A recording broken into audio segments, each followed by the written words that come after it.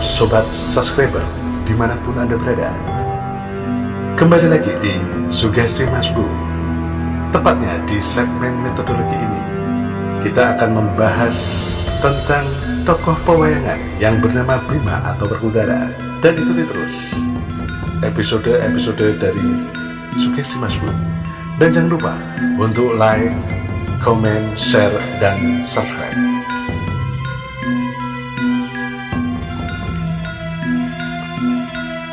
Werkudara atau Bima merupakan putra kedua dari Dewi Kunti dan Prabu Pandu Dewanata.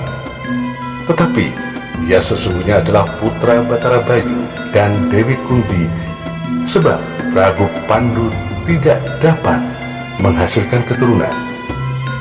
Ini merupakan kutukan dari Begawan Kimindama. Namun akibat Aji Aditya Redaya yang dimiliki oleh Dewi Kunti, pasangan tersebut dapat memiliki keturunan. Pada saat lahirnya, Werkudara berwujud bungkus. Tubuhnya diselubungi oleh selaput tipis yang tidak dapat disobek oleh senjata apapun. Hal ini membuat pasangan Dewi Kunti dan Pandu sangat sedih. Atas anjuran dari Begawan Abiyasa, Pandu kemudian membuang bayi bungkus tersebut di hutan Mandala Sara.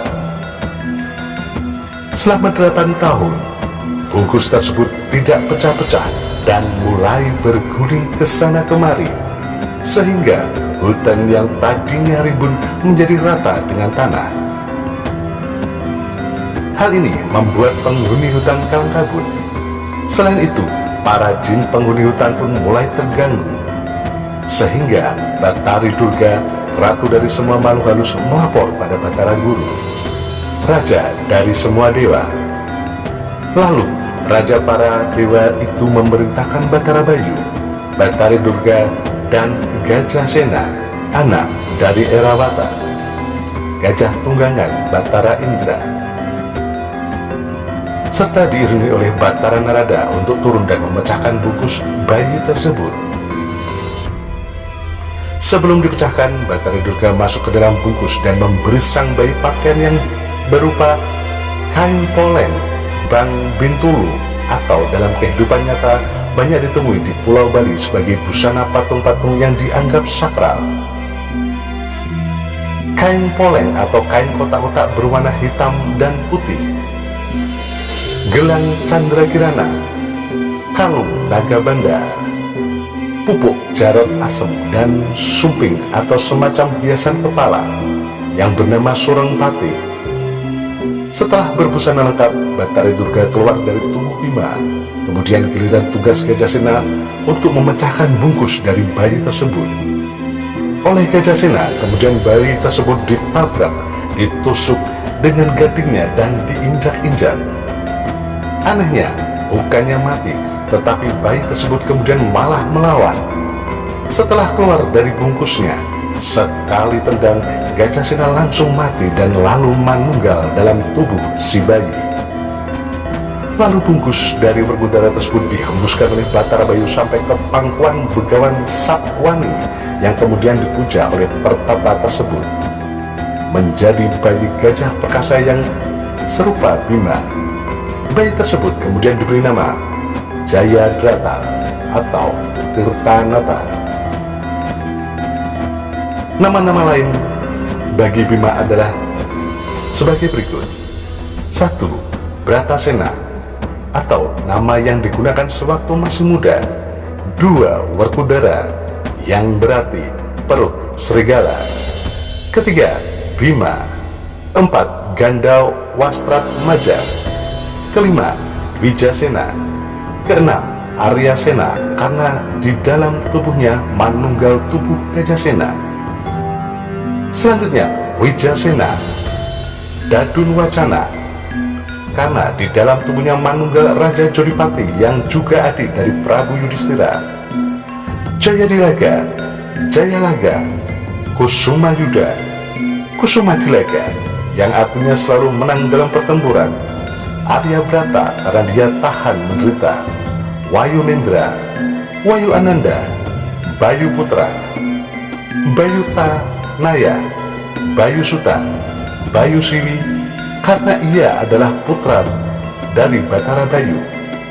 Kemudian Bilawa atau nama samaran untuk menjadi Jagal Diwirata.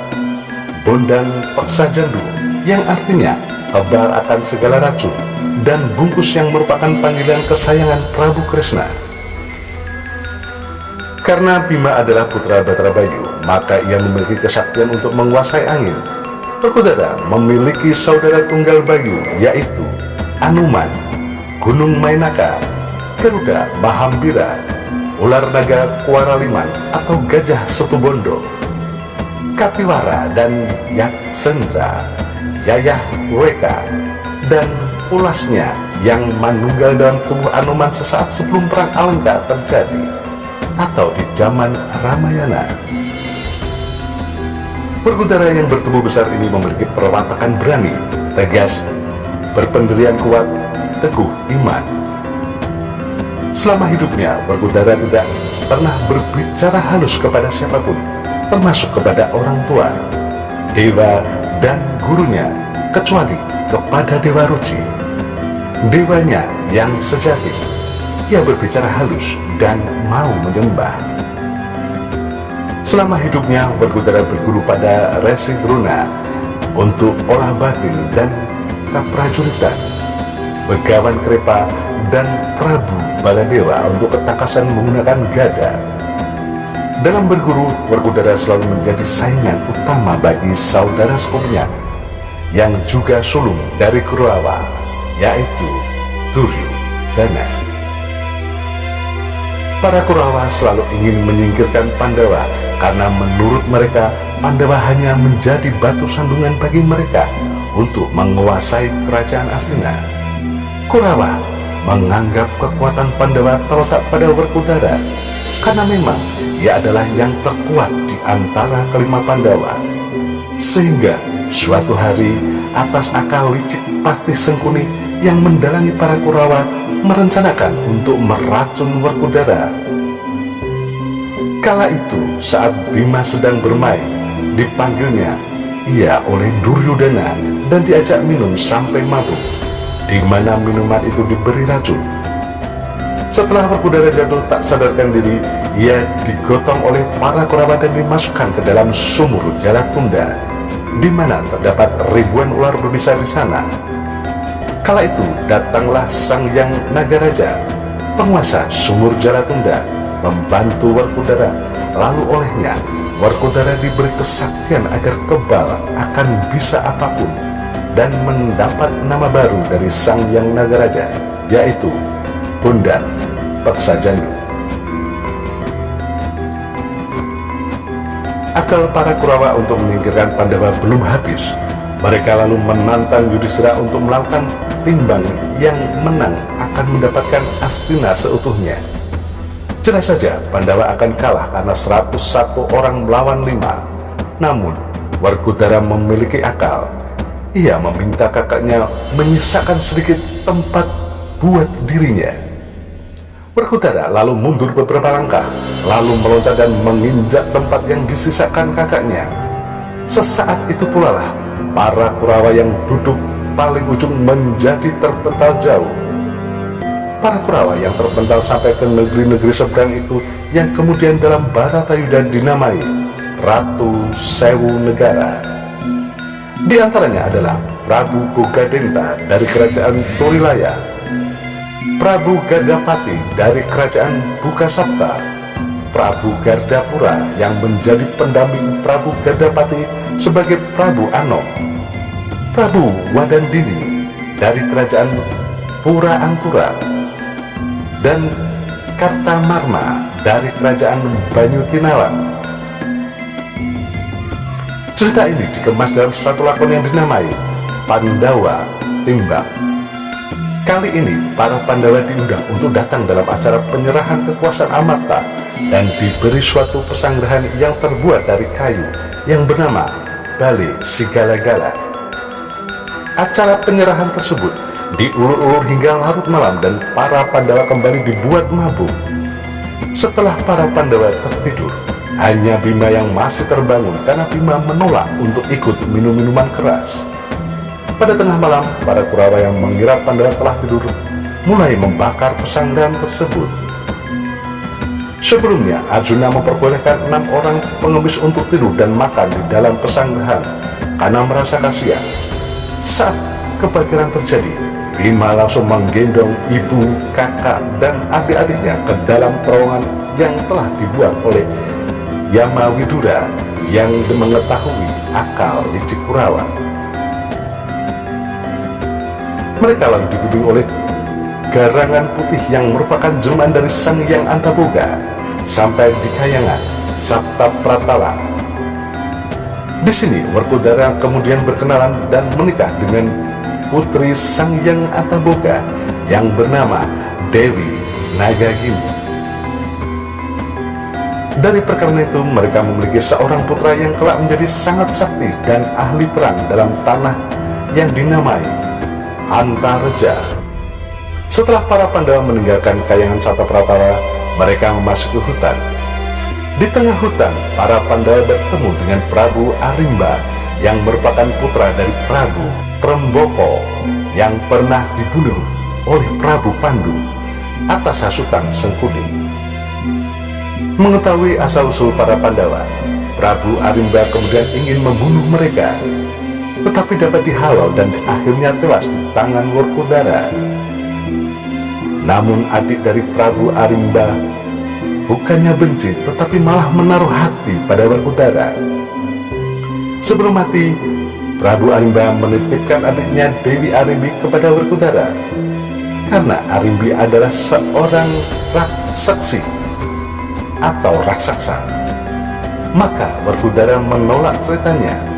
Lalu Dewi Kunti yang melihat ketulusan cinta dari Dewi Arimbi bersabda, "Duh hayune bocah iki," atau berarti duh cantiknya anak ini. Tiba-tiba Dewi Arimbi yang buruk rupa itu menjadi cantik dan lalu beristri oleh Werkudara. Pasangan ini akhirnya memiliki seorang putra yang ahli perang di udara yang dinamai dengan Gatot Kaca.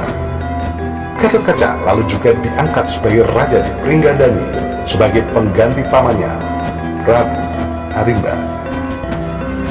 Selain Gatot Kaca dan Antareja, Werkudara juga memiliki putra yang ahli perang dalam air, yaitu Antasena, putra Bima dengan Dewi Urang Ayu, putri dari Hyang Mintuna, dewa penguasa air tawar.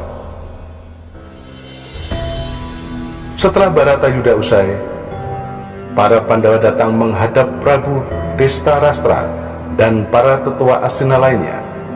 Ternyata Destarastra masih menyimpan dendam pada Werkudara yang mendengar bahwa banyak putranya yang tewas di tangan Werkudara, terutama Dursasana yang dibunuhnya dengan kejam. Saat para Pandawa datang untuk memberi sembah sungkem pada Destarastra, diam-diam Destarastra membaca mantra Aji Lebur Saketi untuk menghancurkan Werkudara. Namun Prabu Kresna yang tahu akan hal itu mendorong Werkudara ke samping sehingga yang terkena aji-aji tersebut adalah arca batu. Seketika itu pula lah arca tersebut hancur menjadi abu. Destarastra kemudian mengakui kesalahannya dan ia pun mundur dari pergaulan masyarakat dan hidup sebagai pertapa di hutan bersama istrinya dan Dewi Kunti. Beberapa pakem wayang mengatakan bahwa Prabu Destarastra telah tewas sebelum pecah perang Baratayuda saat Kresna menjadi duta Pandawa ke Astina. Saat itu ia tewas terinjak-injak putra-putranya yang berlarian karena takut akan kemarahan Prabu Kresna yang telah menjadi berhala. Akhir riwayatnya, Werkudara mati moksa bersama saudara-saudaranya dan Dewi Drupadi. Ya, itu tadi tayangan tentang Bima atau Werkudara. Dan di sini gambarnya udah jadi ya seperti ini ya. Saya berusaha untuk menggambarkan ya. Dan inti atau pesan ya dari tayangan tadi adalah jadilah orang yang berterus terang. Kemudian jadilah orang yang mempunyai jiwa besar, dan jadilah orang yang selalu membela kebenaran. Dan sobat subscriber dimanapun Anda berada, semoga tayang tadi bermanfaat untuk Anda semua, dan ikuti terus episode-episode dari Sugesti Mas Bu. Dan jangan lupa untuk like, share, komen, dan subscribe. Dan akhir kata, if there is a truth, I'm sorry. If there is a mistake, I'm sorry. Perfection only belong to God. See ya.